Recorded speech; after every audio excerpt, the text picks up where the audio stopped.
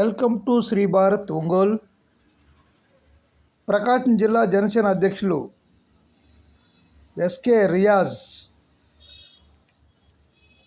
రియాజ్ గారికి Ongole urban development authority చైర్మన్గా పదవి ఇచ్చిన సందర్భంగా రియాజ్ గారిని మర్యాదపూర్వకంగా కలిసిన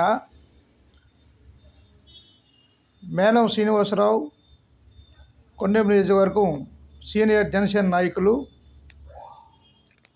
బొకేతో శుభాకాంక్షలు తెలియజేశారు.